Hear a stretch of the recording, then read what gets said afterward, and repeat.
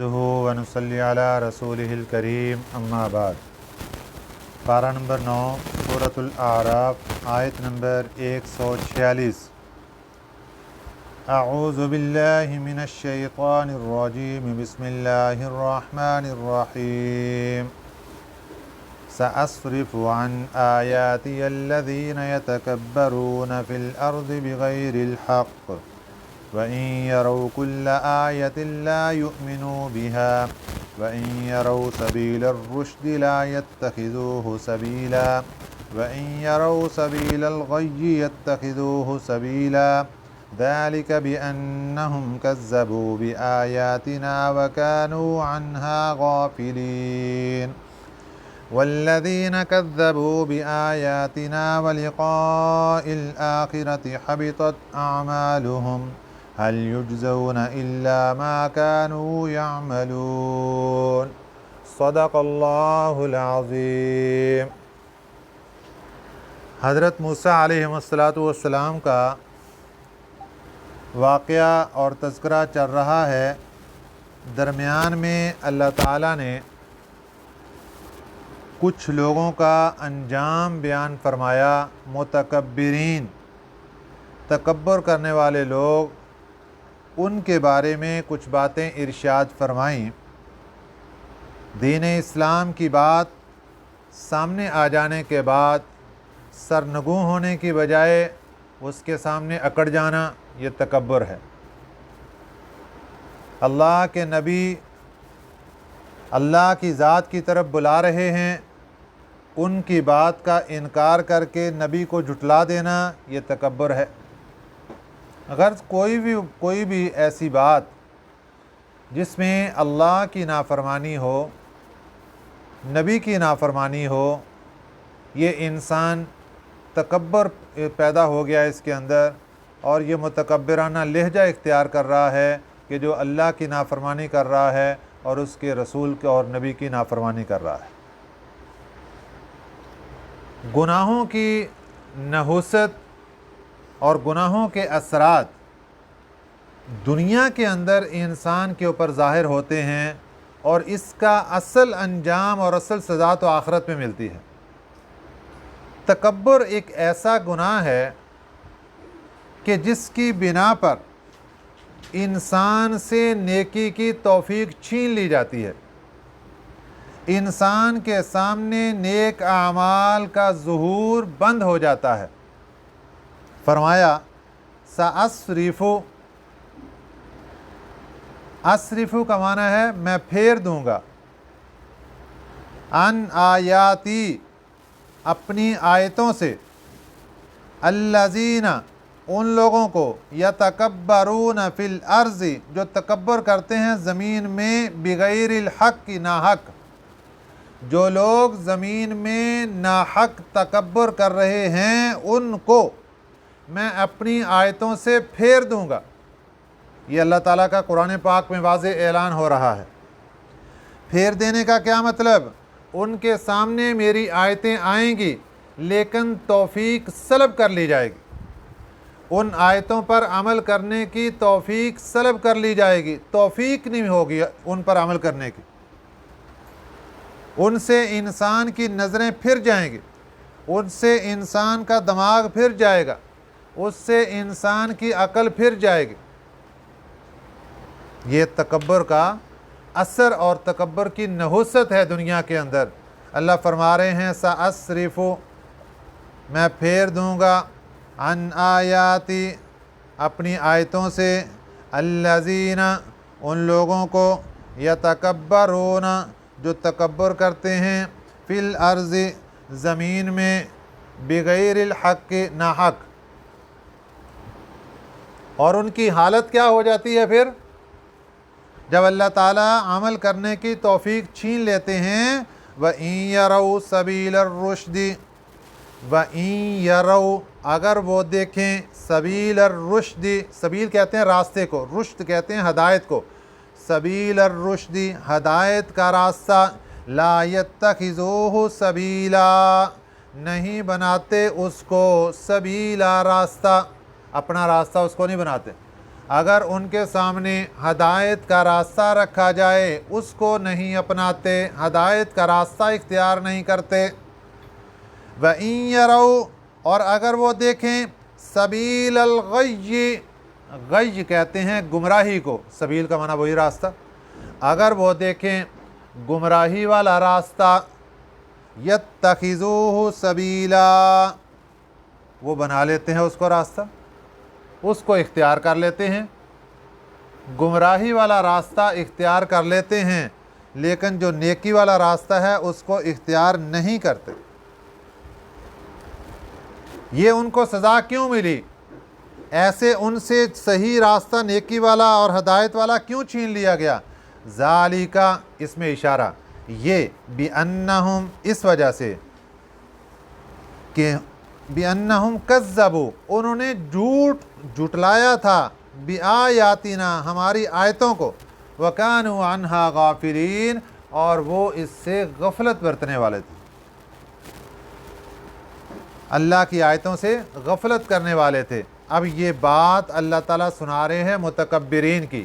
ایک مسلمان یہ باتیں پڑھتا ہے کہ یہ کافر کی بات ہے اور کافر کے ساتھ اللہ تعالیٰ نے یہ حسن سلوک کیا، کافر کے ساتھ جو سلوک ہوا اس کے تکبر کا انجام ہوا، مسلمان کو اللہ تعالیٰ سنا رہے ہیں کہ تو اگر تکبر کرے گا تو تیرے ساتھ بھی یہ انجام ہو سکتا ہے۔ یہ تکبر اتنی خطرناک بیماری ہے، اور اللہ کی آیتوں کو جھٹلانا۔ والذین کذبوا، وہ لوگ جنہوں نے جھٹلایا، بآیاتنا، ہماری آیتوں کو، ولقاء الآخرۃ، اور آخرت کی ملاقات کو، اللہ کی آیتوں کو جھٹلا دیا اور آخرت کی ملاقات کو جھٹلا دیا۔ حبطت اعمالہم، ان کے اعمال برباد ہو گئے، اعمال ختم۔ هل یجزون الا ما كانوا یعملون، هل یجزون، یہ وہی بدلہ پائیں گے، الا ما كانوا یعملون، جو وہ عمل کرتے تھے۔ اور اگر ہم الا استثناء والے کا معنی بھی ساتھ کریں گے تو پھر ہم حل کو نفی کے اندر لے جائیں گے۔ حل یجزون، نہیں وہ بدلہ پائیں گے، الا ما كانوا یعملون، مگر وہ جو عمل کرتے تھے، جو اعمال دنیا میں کرتے تھے، تکبر کرتے تھے، اللہ کی آیتوں کو جھٹلاتے تھے، اس کا بدلہ ان کو ملے گا، اس کی سزا ان کو ملے گی۔ یہ تو درمیان کے اندر اللہ تعالیٰ نے ایک واضح و نصیحت کی بات فرما دی۔ اس کے بعد پھر وہ سلسلہ جو حضرت موسیٰ علیہ السلام کا چل رہا تھا، حضرت موسیٰ علیہ السلام کو اللہ تعالیٰ نے کوہ طور پر بلا لیا، آپ نے 40 راتیں وہاں قیام فرمایا، اللہ تعالیٰ نے آپ کو تورات کتاب عطا فرما دی، اور اس سے پیچھے آپ اپنے بھائی حضرت ہارون علیہ السلام کو اپنا نائب اور خلیفہ بنا کر قوم میں چھوڑ کر چلے گئے، اور یہ نصیحت فرما گئے چلتے ہوئے کہ قوم کا خیال رکھنا۔ جبکہ پیچھے قوم کے ساتھ کیا معاملہ ہوا، آج کے ہمارے سبق میں اس کا تذکرہ ہے۔ قوم کے ساتھ معاملہ یہ ہوا کہ یہاں پر ایک سامری جادوگر تھا بنی اسرائیل میں۔ حضرت موسیٰ علیہ السلام کے زمانے میں، آپ کی پیدائش سے پہلے، جب نجومیوں نے فرعون کو خبر دی کہ ایک بچہ بنی اسرائیل میں پیدا ہونے والا ہے جو آپ کی سلطنت کو ختم کر دے گا، فرعون نے بچوں کو قتل کرنے کا اعلان کر دیا۔ اس زمانے میں اللہ تعالیٰ نے ایک عورت کے ہاں امید پیدا کر دی۔ جب بچے کی ولادت کا وقت آیا، عورت گھبرا گئی کہ میرے اس بچے کو فرعونی فوج آ کر قتل کر دے گی تو مجھے بہت بڑی پریشانی کا سامنا کرنا پڑے گا، لہذا وہ نکل پڑی جنگلوں کے اندر اور پہاڑوں کی طرف، ایک غار کے اندر چلی گئی، اور وہاں پر بچے کی پیدائش ہوئی۔ تو اللہ تعالیٰ نے اس عورت کو بیٹا عطا فرمایا. اس نے اپنا بیٹا وہیں پر چھپا دیا, غار کے اندر اپنے بیٹے کو چھپا دیا اور اللہ کے سپرد کر دیا.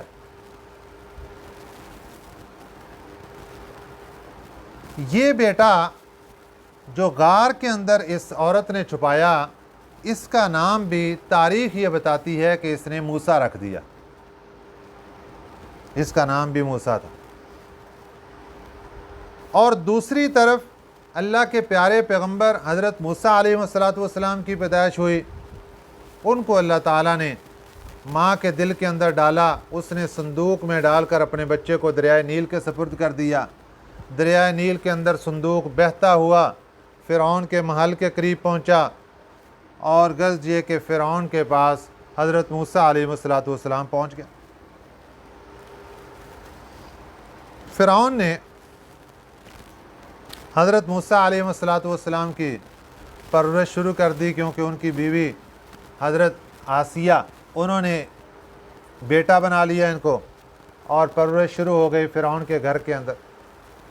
ادھر وقت کا جو بادشاہ ہے جس نے اپنے آپ کے رب ہونے کا اعلان کیا, ایک بچے کی پرورش یہاں پر ہو رہی ہے اور اس کا نام بھی موسیٰ ہے. اور ایک بچے کی پرورش ادھر غار کے اندر اللہ تعالیٰ غیبی انتظام سے فرما رہے ہیں, اس کا نام بھی موسیٰ ہے. اس کی پرورش کہاں سے ہوئی؟ حضرت جبریل امین علیہ السلام کی ڈیوٹی اللہ تعالیٰ نے لگا دی. آپ تشریف لاتے اور لا کر آپ اس بچے کے انسانی شکل میں آ کر اس بچے کے منہ کے اندر اپنی انگلی کو ڈالتے. ایک انگلی کو ڈالتے تو اس میں سے دودھ نکلتا, بچہ دودھ پی لیتا تھا. دوسری کے اندر سے شہد نکلتا, بچہ شہد پی لیتا تھا. تو اس طریقے سے اس کی پرورش وہاں پر ہوتی رہی. وہ بچہ بڑا ہو گیا. یہی بچہ جو تھا یہ بڑے ہو کر یہ سامری جادوگر کہلایا بنی اسرائیل. جب بنی اسرائیل کو اللہ تعالیٰ نے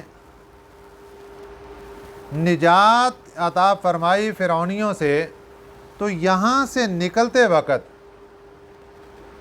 خواتین نے, جو فرعونی خواتین تھیں, ان سے زیور عاریتاً مانگ لیا کہ ہمارا کوئی فنکشن ہے, کوئی میلہ ہے, ہم نے وہاں جانا ہے, ہمیں اپنا زیور دے دو. تو ہر ایک نے جو جو تعلقات تھے وہاں سے زیور مانگ لیا. انہوں نے زیور ان کو دے دیا.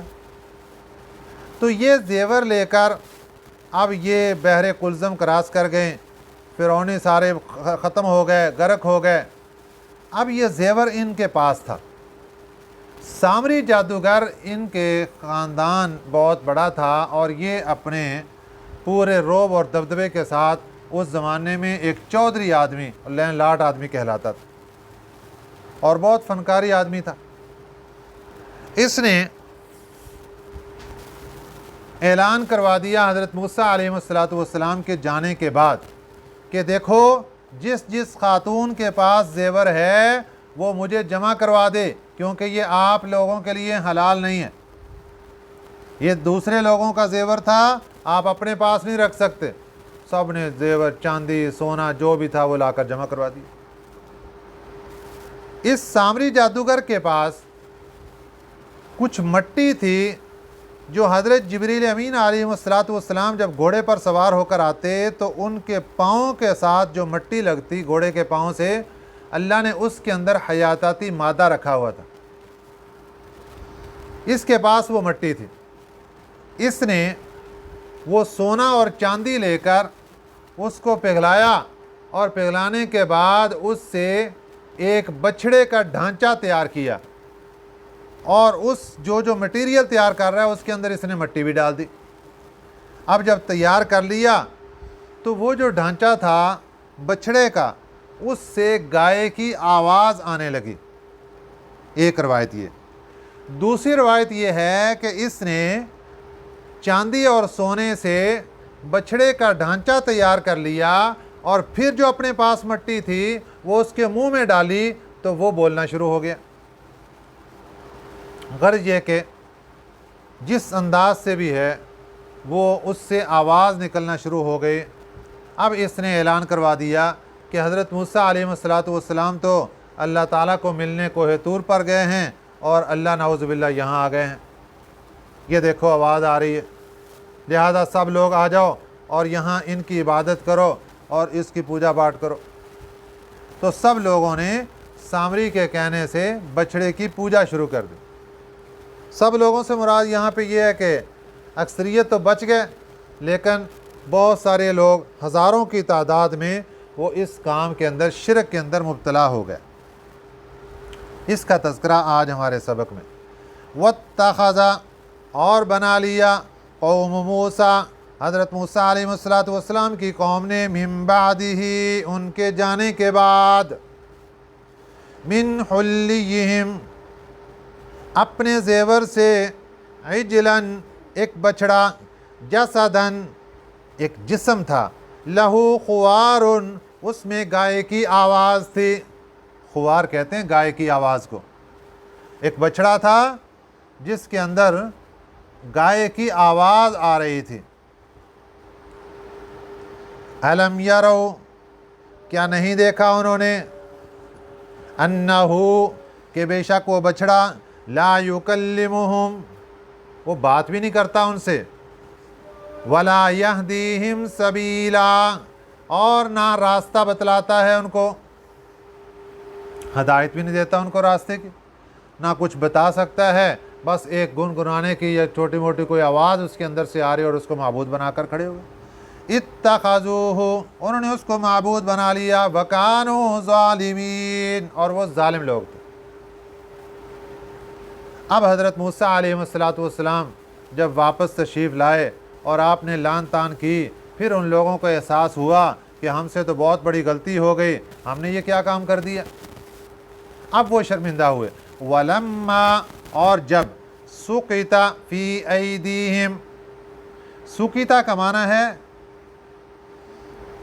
گرا دی گئی، فی ایدیہم، ان کے ہاتھوں میں، گرائے گئے اپنے ہاتھوں میں، یہ لفظی معنی ہے اس کا۔ ولما، اور جب، سُقِطَ، گرائے گئے، سُقِطَ مجہول کا صیغہ ہے، گرائے گئے، فی ایدیہم، اپنے ہاتھوں میں، مراد اس سے شرمندگی ہے کہ جب وہ شرمندہ ہو گئے، جب وہ پچھتانے لگے، جب وہ افسوس کرنے لگے۔ تو یہاں پر جو لفظ بولا گیا اس کو بھی سمجھتے جائیے۔ وَلَمَّا سُقِطَ فِي أَيْدِيهِمْ، جب وہ گرائے گئے اپنے ہاتھوں میں، کیا مطلب کہ انسان جب شرمندہ ہوتا ہے تو اپنی نظریں جھکا لیتا ہے، اپنے گریبان میں ایسے اپنے آپ کو جھکا لیتا ہے، تو گویا کہ اپنے ہاتھوں میں ہی وہ گر جاتا ہے، اپنے آپ میں گر جاتا ہے کہ اپنے آپ میں وہ کہتا ہے کہ میں تو کسی کھاتے کا نہ رہا، یہ کیا کام کر دی۔ تو مراد اس سے ہے شرمندہ ہونا۔ وَلَمَّا سُقِطَ فِي أَيْدِيهِمْ، جب وہ شرمندہ ہو گئے، وَرَأَوْا أَنَّهُمْ، اور سمجھ گئے کہ بے شک انہوں نے قَدْ ضَلُّوا، گمراہی کا کام کیا، بے شک انہوں نے گمراہی کا کام کیا، گمراہ ہو گئے۔ قالوا، عرض کرنے لگے، لَئِن لَّمْ يَرْحَمْنَا رَبُّنَا، اگر آپ نے رحم نہ کیا ہمارے رب، لَئِن لَّم، اگر نہ کیا، یرحمنا، ہمارے اوپر رحم، ربنا، ہمارے رب نے، ہمارے اوپر ہمارے رب نے رحم نہ کیا، وَيَغْفِرْ لَنَا، اور ہمیں نہ بخشا، لَنَكُونَنَّ مِنَ الْخَاسِرِينَ، تو ہم تو تباہ ہو گئے، ہم تو خسارے میں پڑ گئے۔ یعنی اب اللہ تعالیٰ سے معافیاں مانگنے لگے کہ یا اللہ، اگر آپ نے ہمارے اوپر رحمت نہ فرمائی، اگر آپ نے ہمارے گناہوں کو نہ بخشا، تو ہم تو خسارے میں چلے گئے۔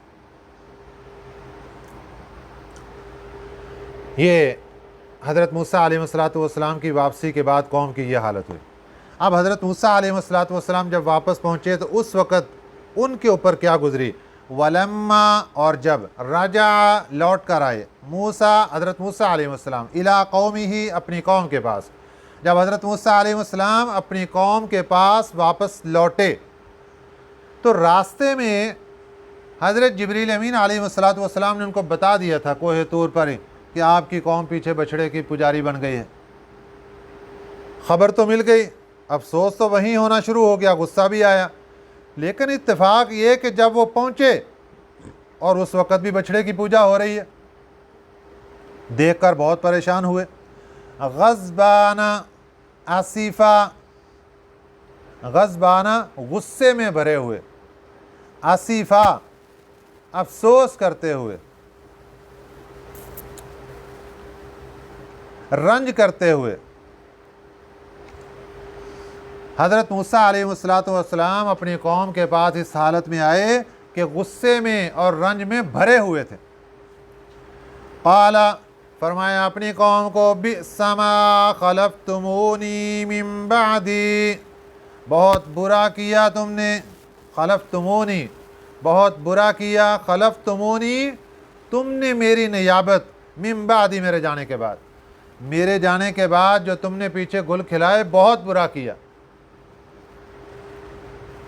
خلفتمونی کا معنی ہے تم نے میری نیابت میں، من بعدی میرے بعد، اعجلتم کیا تم نے جلدی کی، امر ربکم اپنے رب کے حکم کی، جب تمہیں پتہ ہے کہ میں اللہ کے حکم سے کوہ طور پر گیا ہوں اور اللہ کی طرف سے کتاب ملنے والی ہے، تو تمہیں اتنی کون سی جلدی پڑ گئی کہ تم نے اللہ کو چھوڑ کر اور معبود بنا کر کھڑا کر لی۔ حضرت موسیٰ علیہ السلام کو اللہ تعالیٰ نے جو کتاب عطا فرمائی تھی وہ تورات کتاب تھی، اور تختیوں کے اوپر لکھی ہوئی کتاب اللہ تعالیٰ نے آسمان سے کوہ طور پر نازل فرما دی۔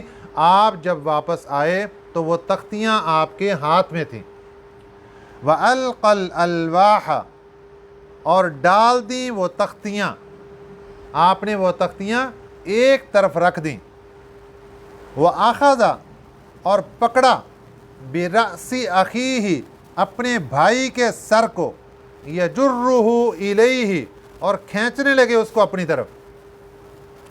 حضرت ہارون علیہ السلام کو پیچھے اپنا نائب بنا کر گئے تھے، آپ کو ان پر بھی غصہ آیا کہ تم نہیں روک سکتے تھے ان کو، یہ کیا انہوں نے معبود بنا کر کھڑا کر دیا اور بچھڑے کو معبود بنا لیا اور یہ پوجا کرنی شروع کر دی اس کی، تم نے ان کو کیوں نہیں روکا؟ بھائی پر بہت سخت ناراض ہوئے، اتنے ناراض ہوئے کہ ان کے سر کے بال پکڑ لیے، ان کے داڑھی کے بال پکڑ لیے اور ان کو کھینچا، یجرہ الیہ اور کھینچنے لگے اس کو اپنی طرف۔ تو حضرت ہارون علیہ السلام نے عرض کیا، قالا عرض کیا، ابن ام اے میری ماں کے بیٹے، ان القوم بے شک قوم نے، لوگوں نے، استضعفونی مجھے کمزور سمجھا، وقادو اور قریب تھا، یقتلوننی کہ وہ مجھے قتل کر دیتے۔